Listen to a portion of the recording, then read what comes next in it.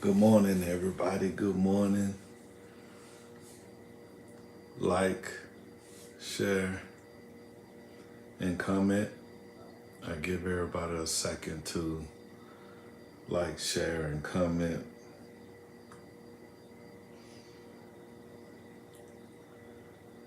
I pray all is well.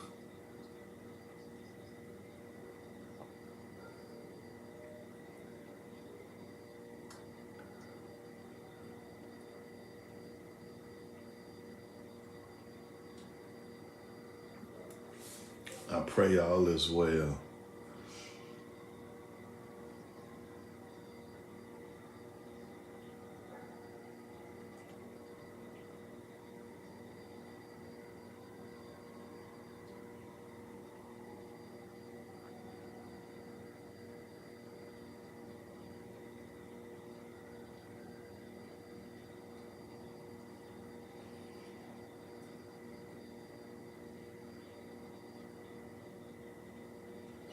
Amen. Amen.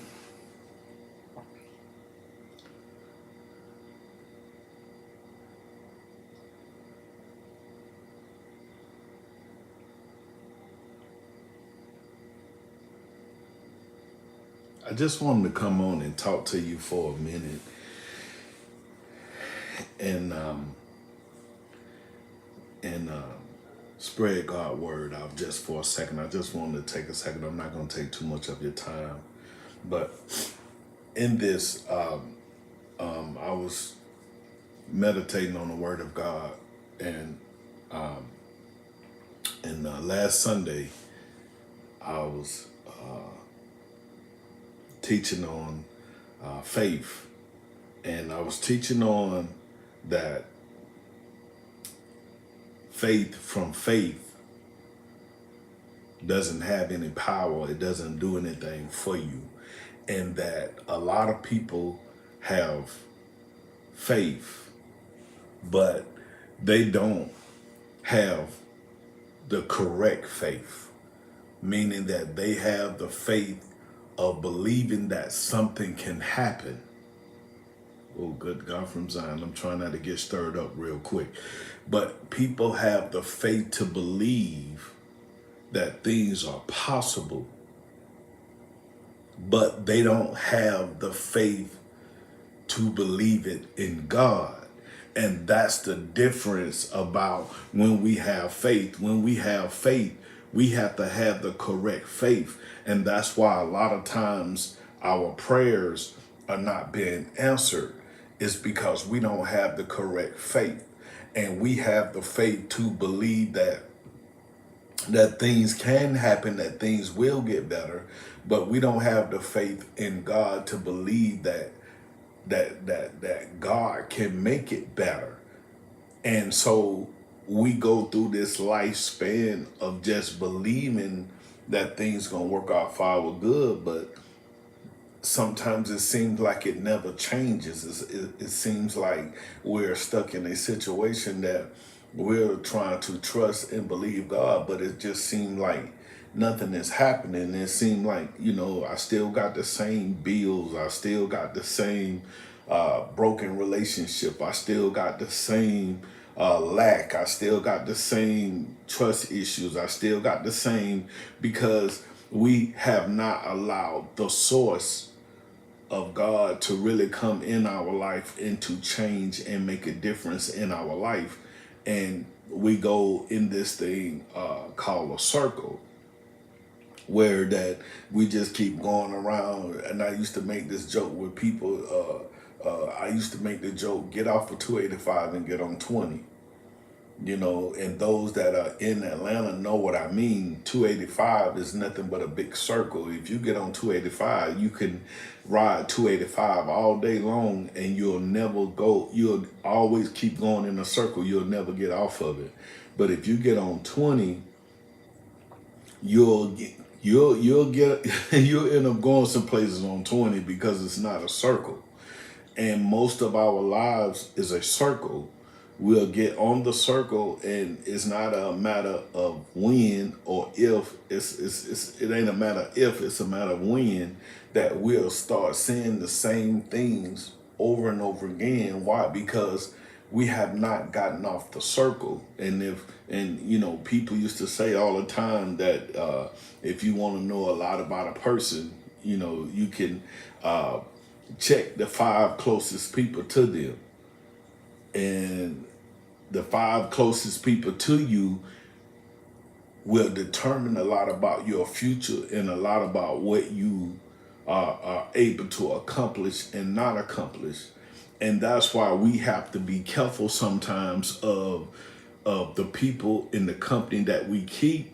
It's not always something wrong with them, or you're not always saying, they this and they that, but sometimes where you're going and the purpose that God got on your life, he don't have that purpose on everybody's life. And sometimes we get purpose and friendship confused, that we try to hold on to relationships and friendships that don't push you towards your purpose. And when it doesn't push you towards your purpose, you find yourself stagnated, and you find yourself in situations where you're feeling all alone, and you're feeling like things are not working out for you, and you feel like you're just existing because you're not walking in your purpose. And sometimes people can keep you out of your purpose. Sometimes you can keep yourself out of your purpose, because sometimes the way you value things and the way you see things can cause you to stay out of your purpose. And when you're not in your purpose, nothing in your life is fulfilled, because everything in your life is half done. Oh, good God from Zion. See, in order for you to have that peace that passes all understanding, you have to have the fulfillment of God in you, meaning that you have to be working towards your purpose. And a lot of times we're not working toward our purpose. Come on now, we doing enough to make sure that we don't get in trouble with God, but we're not doing enough to take us from where we are to where we need to be. And we find ourselves keep repeating the same mistakes and having the same mindset, because until you start to introduce yourself into something new, you'll always revert back to what is old. So every time in your life, if you notice, when you're walking with Christ, everything becomes new. Every stage you get to, every level you get to, there's a different type of, come on somebody, things that you face and things that you have to learn and things that you have to experience. So everything in your life keeps becoming new. It doesn't get boring when things keep becoming new. It gets boring when things that's supposed to come new don't become new, and they begin to get old, and they begin to get boring. It's almost like taking a lemon and squeezing it. When you first start squeezing the lemon, all kind of juice and everything start coming out, juice and seeds and everything. But once you squeeze it to a certain degree, nothing else starts to come out. Oh, good God from Zion. See, what I'm trying to say to you is that sometimes in your life, you got to be squeezed. Baba said that, so that the juice can come out. See, when you are squeezed, all the impurities in your life starts to come out. And what remains is only the things that's supposed to be in your life, so that you're supposed to be able to understand, if it's in my life, that means it has purpose in my life. But in my squeeze, if I don't get squeezed, I'll get confused with what's supposed to be in my life to what is not supposed to be in my life. So the squeeze is to get all the impurities out of your life, so that you can begin to walk in your newness, so that whenever you, come on somebody, whatever relationships you have from that point, it begins to walk into something new, because you are new. That means that all my old things have passed away. I'm no longer longer dragging in the depression I had in 24 and 25, and cause I'm in 26. That means what I struggled with in 25, I'm not going to struggle with in 26, because in 26, my mind has changed. In 26, my heart have changed. In 26, I have forgave some people. In 26, I am walking into something that I've never walked in before. So I'm not held back by the hurt or by the unforgiveness or by the ways of my old life. I'm not held back by my own mentality, my old mentality of how I used to think. I'm not held back by what I thought was good for me and the mistakes that I made, because I have understood that every mistake I made now was a lesson for me to learn not to make the same mistakes. You ought to be better today than you was yesterday. Every day of your life, you supposed to be getting better. I am better today than I was yesterday. My attitude is better. Come on, my character is better. The way I carry myself is better. I am a man and a woman of my word. If I tell you I'm going to do something, I'm going to do it. If I can't do it, I'm going to explain to you why I cannot do it. But I am going to have integrity. We are in a season now that all the saints are losing integrity. You can't keep your word. You can't do what you're supposed to do. You all involved in all kind of stuff that's taking you away from the will of God. You are creating your own distractions. Come on, somebody. We're in a season now where everything is a distraction. Everything is to take you away from God. It takes you away from your belief. Your faith level is going up and down.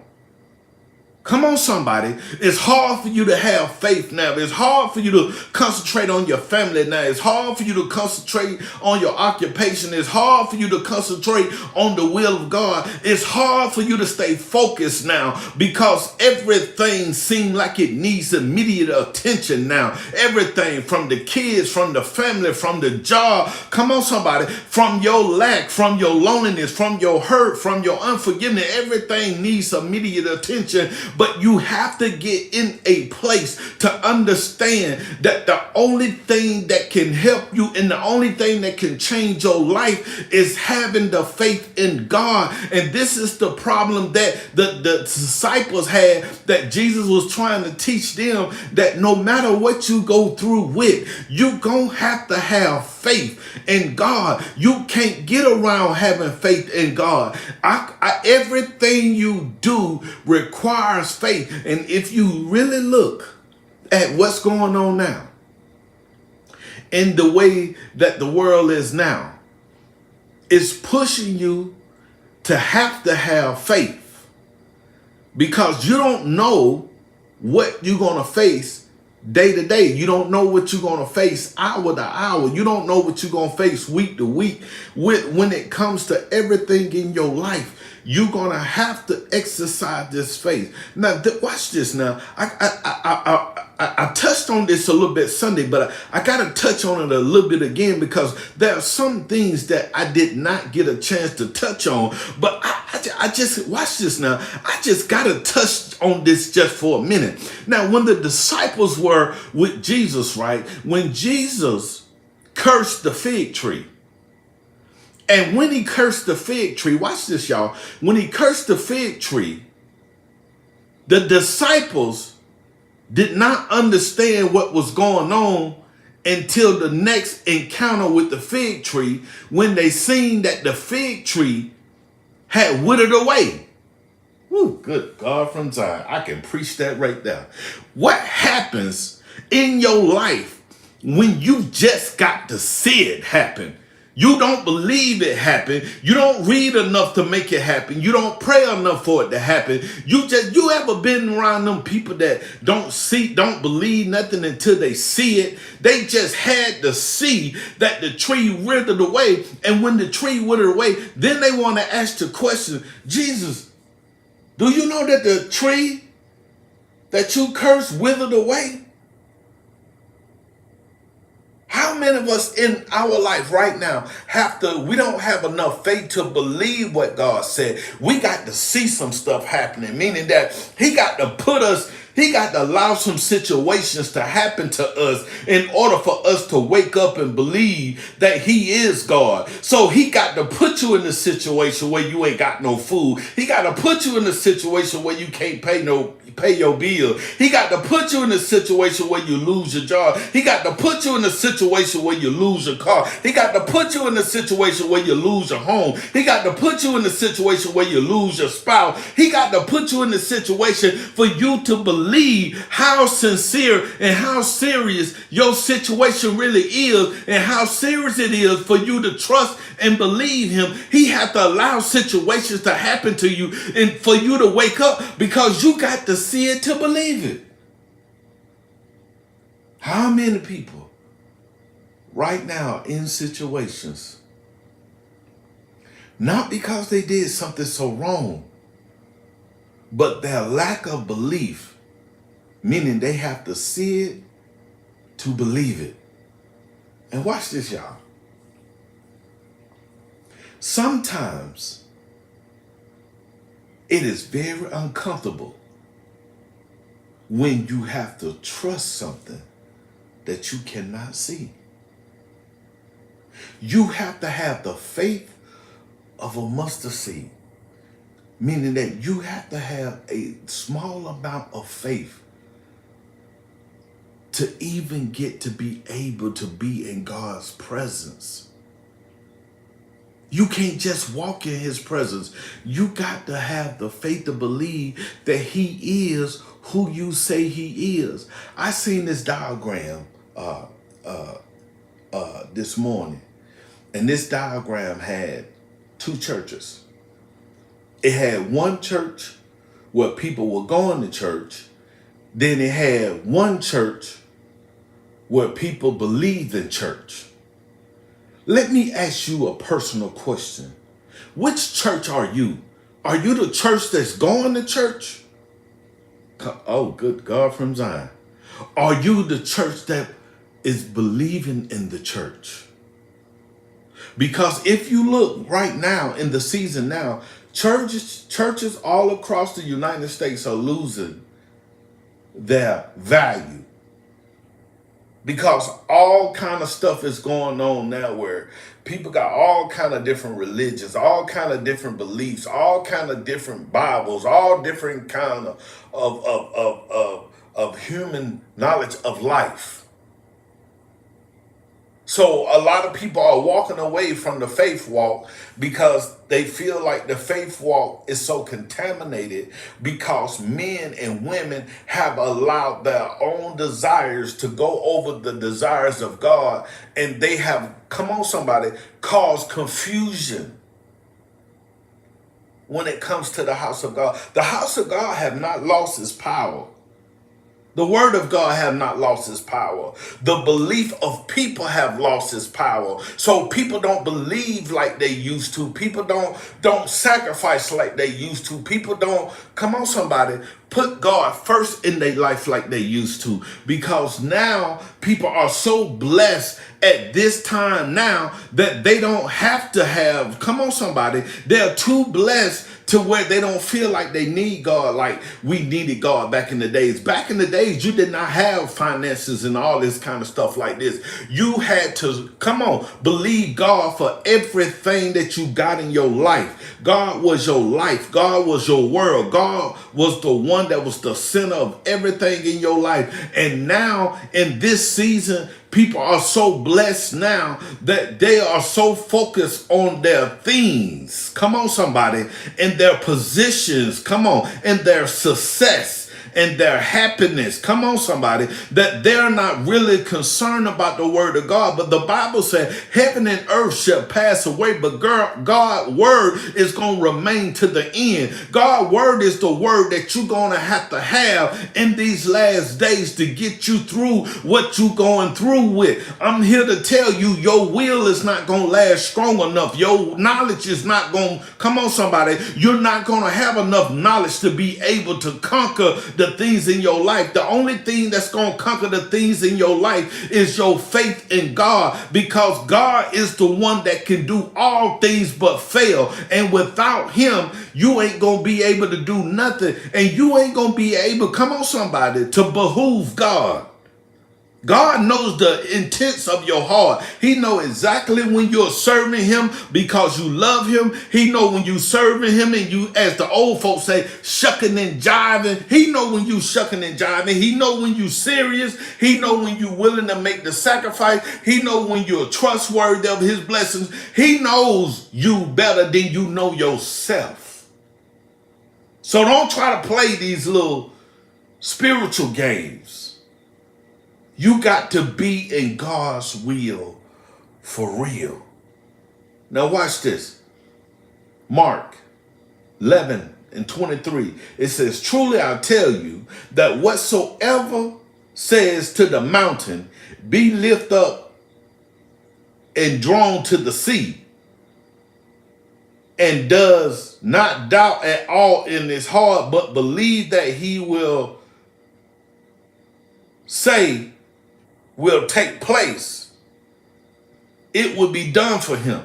In other words, you got to stop letting situations speak to you, and you got to start speaking to situations. You got to start saying, I am going to come out victorious. I'm not going to continue to be in debt. I am healed. I am blessed. God is my all. I can do all things through Christ. You got to start speaking to your situations and speaking to yourself so that you don't allow yourself to just become a victim of circumstances, but you start creating new circumstances. I'm walking in a new circumstance. I'm walking in a new light. I got a new belief. I got a new heart. I got a new mind. I'm walking into something new. I'm not going to let life dictate to me how my life should be. I am going to dictate to my life with the will of God concerning me, because this year ain't going to be like last year. This year I'm going to be more obedient. This year I'm going to have more authority. This year I'm going to trust him more. This year I'm going to sacrifice more. This year going to be my year. I'm not taking no more L's. I'm not losing out no more. I'm not going to be sacrificed to be sacrificial. Come on somebody. I'm going to walk into the newness of God, and I ain't going to let nobody stop me, because what I believe is bigger than every situation that I encounter, everything that's happened to me. I'm going to do well this year because I trust him totally, completely. I'm not leaving room for the devil to play with my mind. I'm not leaving room for doubt. See, you got to cast doubt out. You got to get doubt out of your mind. You got to stop saying if and maybe and God could and if it work out. Come on, somebody. If they do this, then maybe I can get ain't no maybes. I am going to come out on top because God said I am. He said I should be the head and not the tail. He said I should be above and not beneath. He said his word ain't coming back void. Everything that he said, that's what I believe. I am no longer believing in me and my abilities. I am believing in him and his abilities. And he can do everything because he created everything. I got to change the way I think. Come on, somebody. You got to change the way you think. You got to change what you feel is important. You got to put some priorities in your life to what is important and what is not.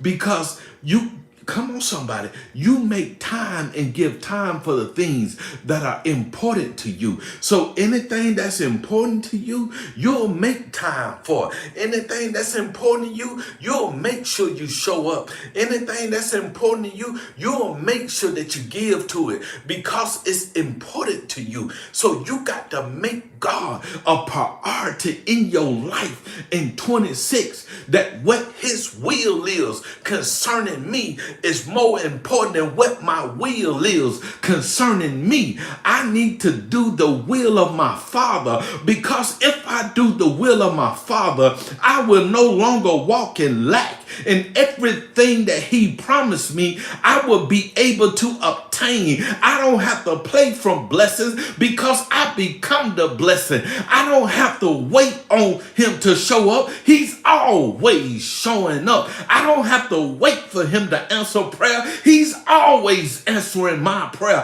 I'm trying to get to the consistency of God, that he's traveling through my life, all through my life, all through the day, all through the week, all through the month, all through the year. Not when I'm just going through some things, or not when I'm just convenient. I'm trusting him that every step I make, he right there with me. I don't care what happened to me. Just like the Hebrew boy, he was in there with them the whole time. What I'm trying to tell you is, it's better for him to be with you the whole time than for you to be dependent on desperation when you get in a situation that you can't get yourself out of. Then you want to cry Jesus. What I'm trying to tell you is to cry Jesus all the time. Cry him all the time.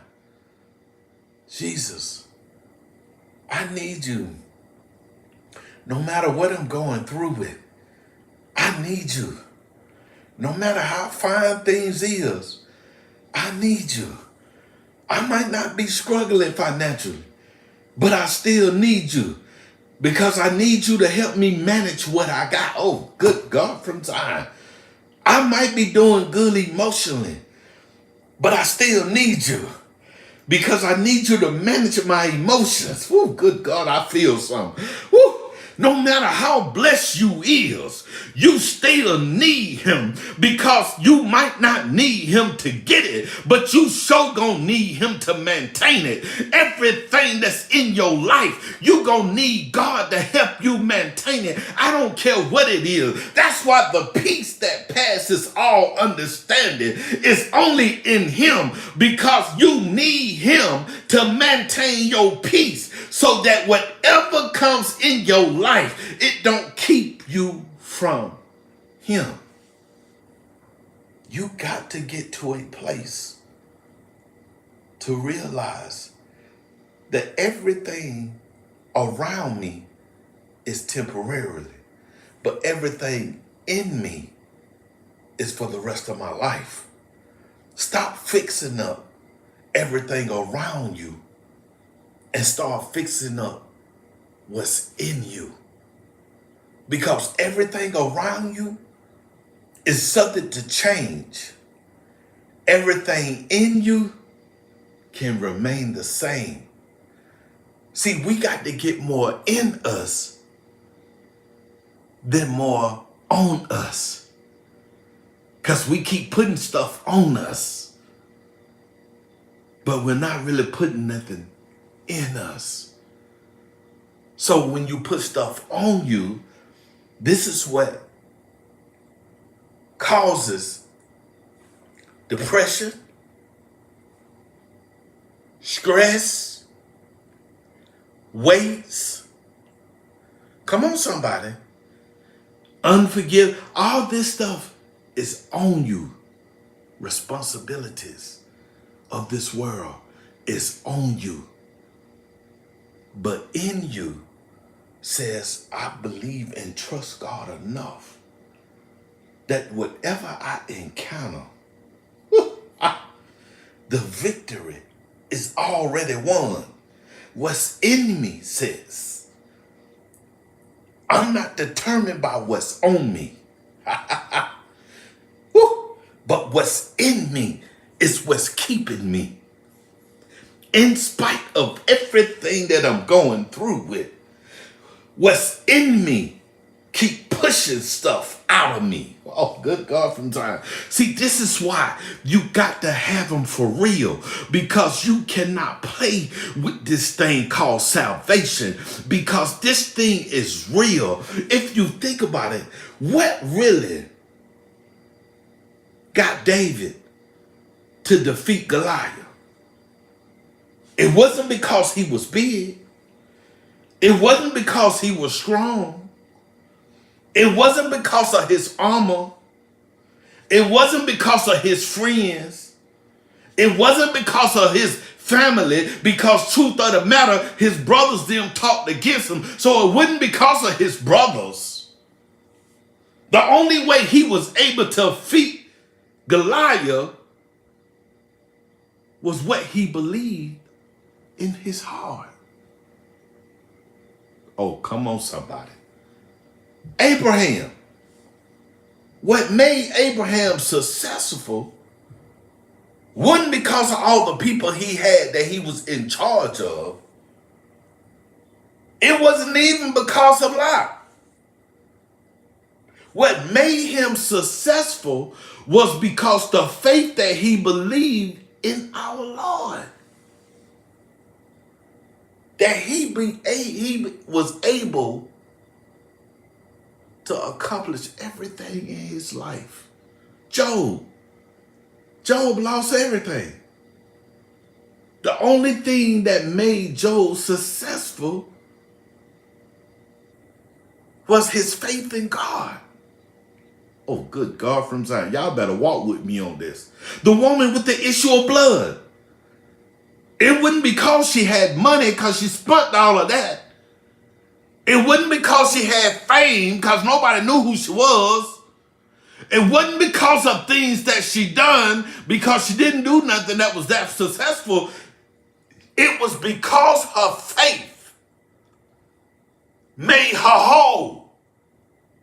What I'm trying to tell you is, if you could just have a little faith in God, you can be successful with everything that happens in your life. Everything in your life, you have the chance to accomplish it. You just got to have the faith. You got to believe God that he can do everything but fail. And you got to know that you know that you know that that he is the one that you have to have the faith in that can bring you out of anything.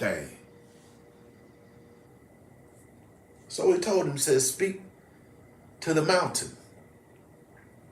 In other words, speak to something in your life that's so big you can't climb it, that's so wide you can't get around it. Let me bring it home a little bit. It's so big in your life that you can't sleep right. It's so big in your life that you can't rest. It's so big in your life that it's interrupting your peace. Whatever that mountain is, speak to that mountain in the faith of God, that it be removed out of your life, so that the peace of God that passes all understanding can come in your life and turn it upside down, so that no matter what goes on around you, you'll always have the peace that's in you. You got to listen, you got to do this for yourself. Stop worrying about everybody else and stop trying to be a superstar for everybody else, and buckle down and humble yourself and get on your knees and pray to God for yourself. God, help me through the fight that I'm going through, Lord. Help me with my unbelief. Lord, help me with my stagnation, Lord. Help me with my loneliness, Lord. Help me with my undecisiveness, Lord. Help me with making bad decisions, Lord. Help me, help me. Help me. You trying to be a help for everybody else. You trying to be the strong one for everybody else. But what about you? There comes a time that you got to look out for you. You got to ask God to do it for you. You can't teach nothing that ain't been done to you. You can't trust nothing that, come on somebody, that you have not received. You got to ask God, do it for me, God, so that I might be an example and do it for others. So the disciples didn't believe. So he spent time trying to teach them. He said, whatsoever you stand in praying. Now, this really caught my attention. And And I had to really think about this. He said, speak to the mountain. But then he tells them to stand in prayer. And I found this ironic that prayer is the relationship between you and God. So in order for you to speak to the mountain, you got to first go to the mountain. Oh, y'all ain't hearing what I'm saying. In other words, you got to pray to God. With the relationship between you and God is what gives you the power to speak those things as if they were. So in order for you to speak it, it has to be spoken to you. Oh, good God from Zion. Y'all ain't hearing what I'm saying. You got to go to prayer so that it be spoken to you so that you can speak to it. Oh, good God from Zion. See, a lot of people are speaking, but they have not been spoken to. You got to be spoken to first in order for you to turn around and speak it to someone else. So that means your first model relationship is between you and God. You can't treat nobody else better than you treat God. So if your relationship with God ain't on tight, your relationship with anybody else ain't gonna be on tight. You ain't gonna treat the pastor right. You ain't gonna treat the first lady right. You ain't gonna treat your friend right. You ain't gonna treat your spouse right. If your relationship is not right with God, you cannot model it to nobody else. Woo, good God from Zion. You got to have this correct relationship with Christ.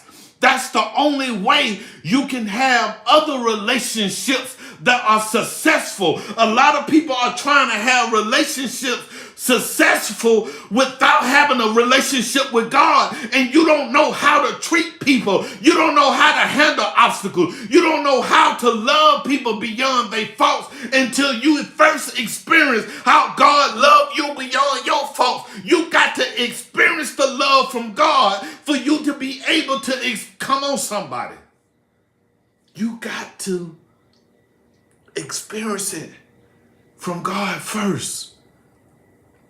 You can't do it until it's been done to you. That's why he said, bring all your cares to me, for I'm the one that cares for you. Because if you learn how to bring your burdens to me, you'll learn how to take burdens from other people. Ah, good God from Zion. Y'all ain't hearing what I'm saying. See, you have to experience this thing with Christ first. And once God, as they say, do you, once God do you, then you can do others. The problem is we got a lot of people trying to do others that God ain't never done to them. So they trying to mimic something off of what they heard.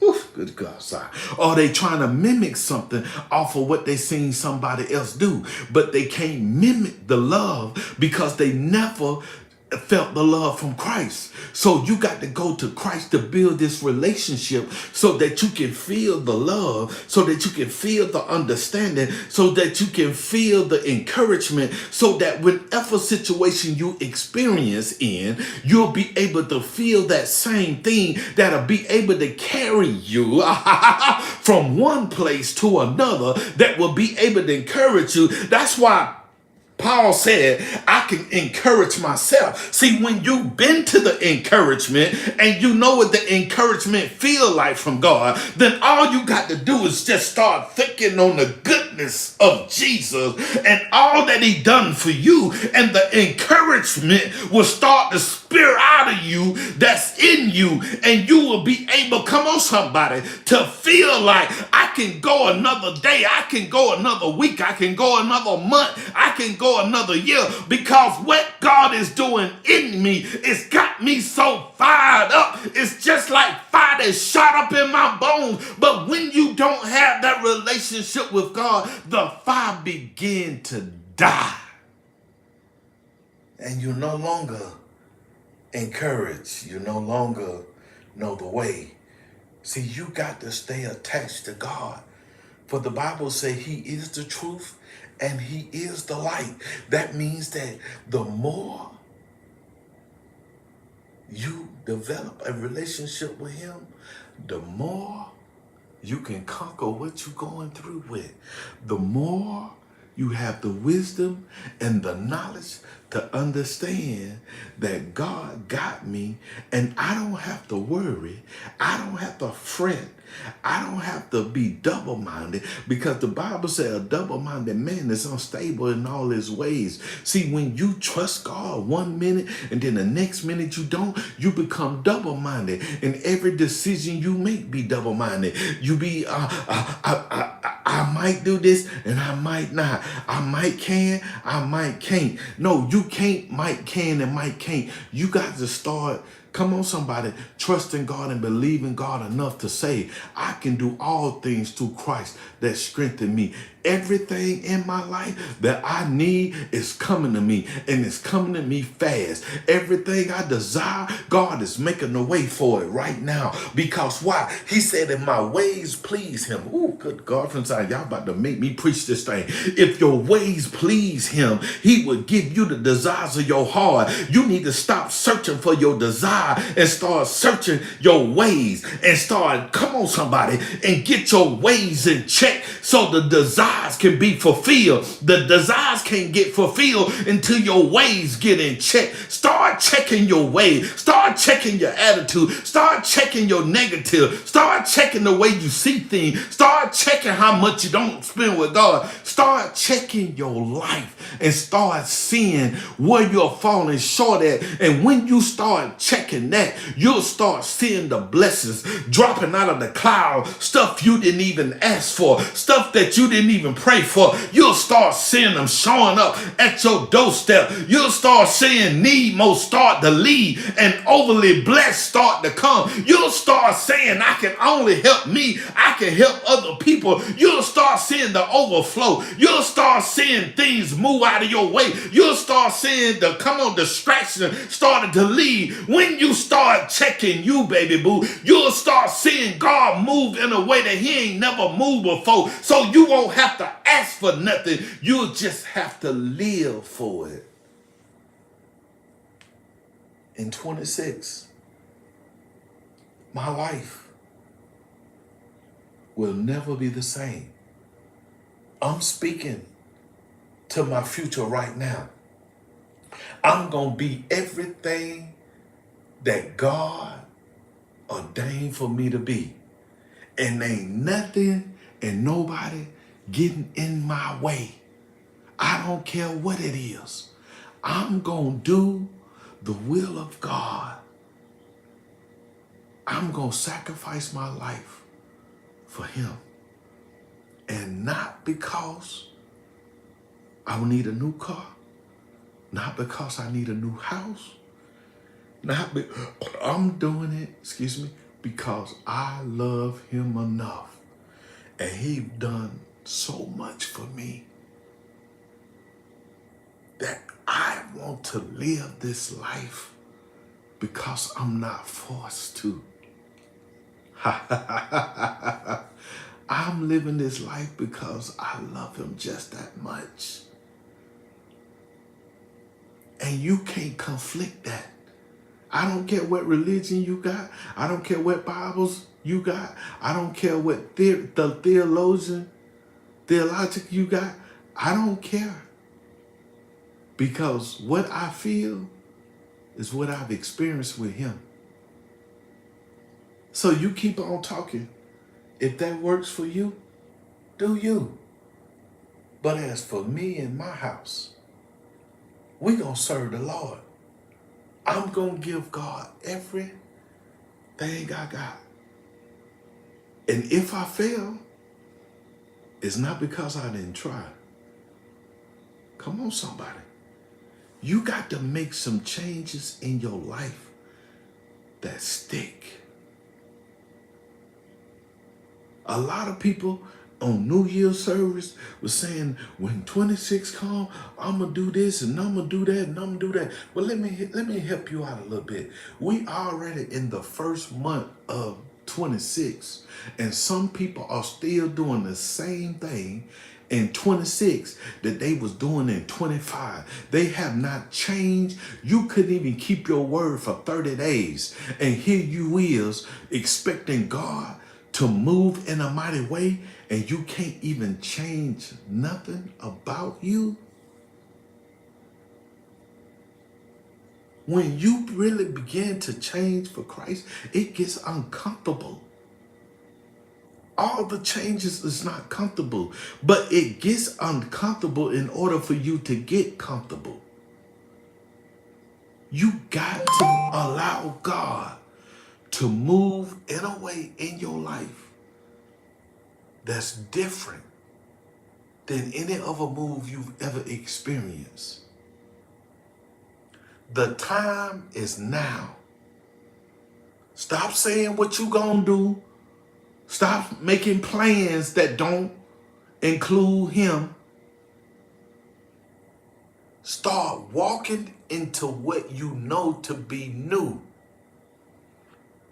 And let me go ahead and just put this disclaimer out there, because when you walk into something new, you got to get rid of something old. When you get a new car, most of the time people get rid of the old car. When you get a new house, most of the time people get rid of the old house. Right? When you walk into something new, you got to get rid of some of the old stuff, so that what you walk in doesn't get contaminated with what you walk out of. Good God from Zion. So when you walk into something new,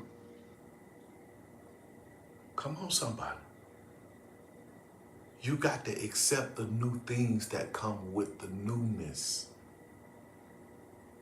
If not, you'll drag them same old problems and same old situation and them same old feelings and them same old thoughts and them same old way of doing things.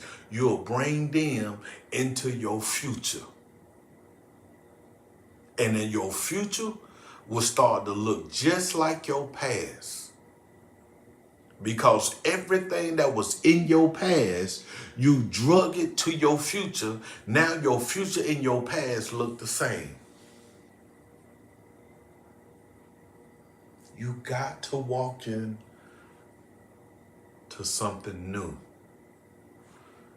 And you got to understand that everything that God promised you, because God promised us a lot of stuff. We just don't see the promises because a lot of times we are not in place to see it and to trust and believe it like he gave it to us. He gave us a lot of promises. He promised Abraham a lot of stuff. He did. But the problem was, Abraham had to have the patience and the consistency of serving him in order for him to see what he had for him.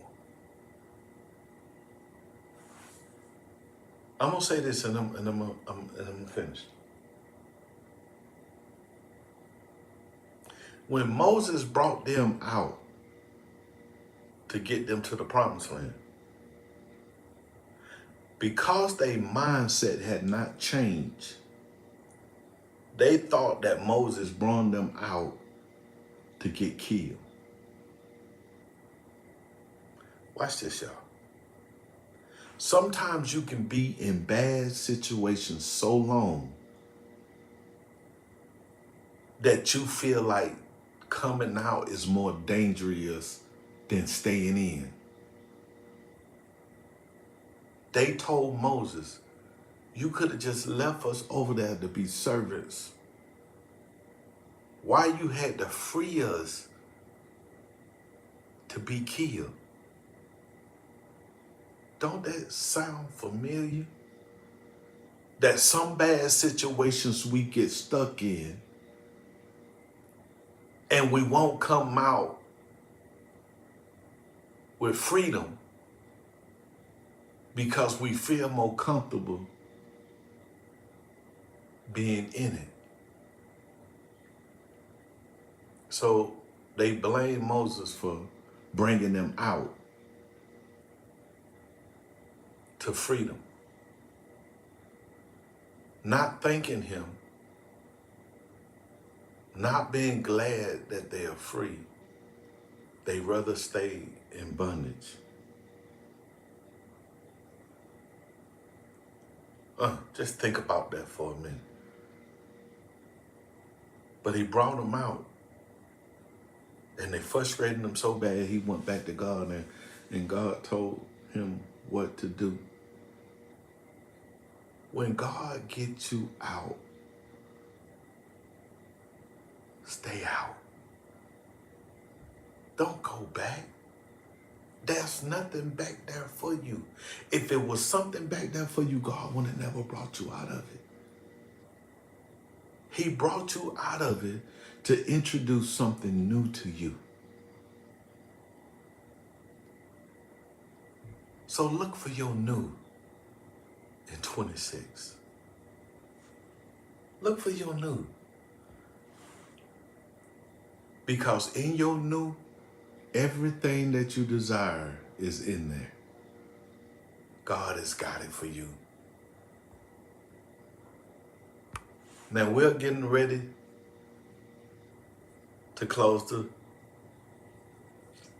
live. This is our Cash App. This is our Zales. If you want to be a blessing to the ministry, this is our ways of giving. We thank you for joining us on live today. I pray that something has been said to inspire you to get closer to God.